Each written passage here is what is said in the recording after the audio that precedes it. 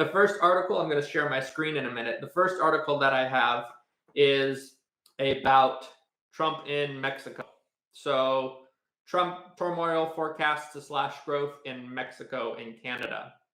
And this is, you know, I did a video about the tariffs about 2 or 3 weeks ago, right before these came in to effect against Mexico and Canada.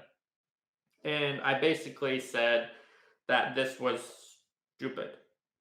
Didn't make any sense because the United States has had a pretty good and pretty successful trading relationship with Canada and Mexico. They're the two largest trading partners, and the third one, or in the top three, is China. So Trump is going after his three biggest trading partners.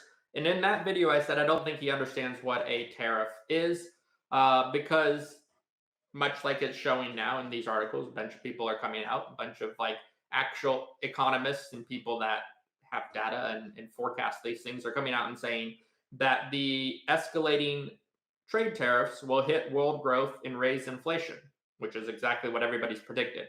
But now it's the OECD has predicted this in its latest forecast. So it's an actual organization.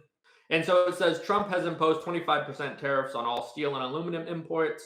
And the US has also imposed 25% tariffs on all other imports from Mexico and Canada, with some exceptions, in a 20% levy or tax on Chinese goods. And so this has created a negative forecast for growth. The Canadian economy, Canada's economy, is predicted to grow by just 0.7% this year and in 2026. So this year and next year, it's going to be only growing at 0.7% when it was previously forecast to grow at 2% for both those years. And it's just mind-boggling to me because, again, tariffs are taxes, and the person that is going to pay the tax in the end will be the American consumer.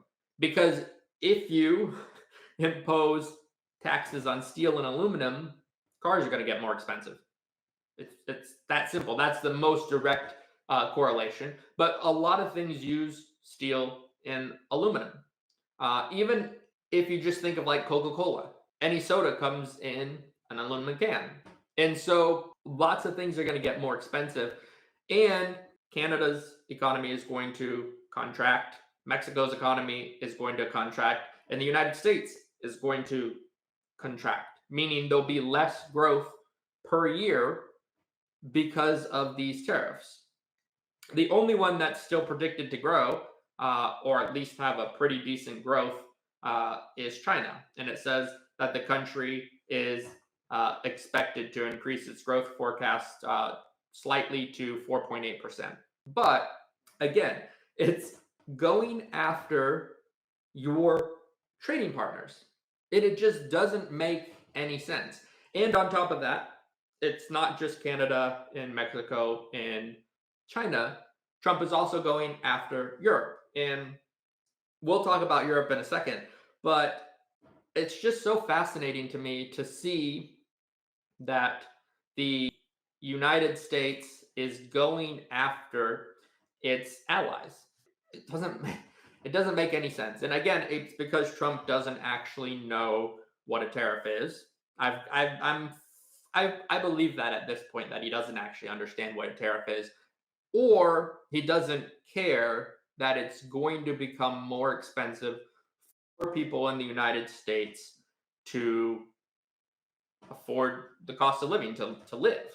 When cars get more expensive, when food gets more expensive, when gas and oil, because a lot of that comes from Canada, when that gets more expensive, there will have to be a point with the American people, and they will have to make a decision. Do they let this continue, or do they take some kind of actions to stop this crazy tariff war that is only going to hurt the United States allies, or what used to be the United States allies, because it's become very clear that Trump has thrown out kind of everything that was built, I guess you could say, by the United States for the last, 100 years. And you could say this was really coming out of World War One. After the Great Depression, the United States economy recovered, going into World War II, and then after World War II, the United States was pretty much the only country with a very large population that wasn't destroyed, essentially, that had manufacturing, that had the ability to kind of lead the world. And so for that 80 years, that's kind of what they've done. They've been working to develop a rules-based order which benefits the United States and its allies. And those allies have been the European Union, Europe, which they helped rebuild after World War II, and Canada has always been an ally for as long as you can think of.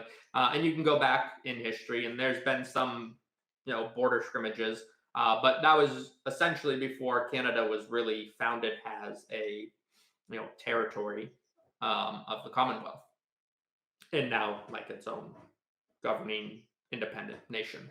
I don't know if it's technically independent. See, this is what I talk about when I say I like to go back and edit things, because I haven't looked into that. But I did look into it because somebody commented saying that the United States and Canada had been at war in the past. And I said, I don't believe so.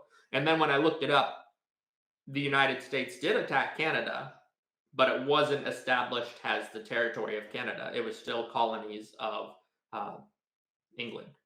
And so when the United States tried to attack what is now today Canada, they were really just attacking the British, because it was the War of 1812, I believe, that some of the troops went into Canada. But Canada itself hadn't been established yet. So has its own territory. Anyways, side tangent. But this is what I talk about when I say I prefer to edit things, because then I could go look that up and be like, actually, it's not a country. It's still part of the Commonwealth, and it's still a territory. Or it is a country, because again, I'd have to look it up. But these are besides the point. But this is again why I'm going to be trying this live stream and seeing if people like it, and seeing if I can actually create some type of content this way that people find interesting.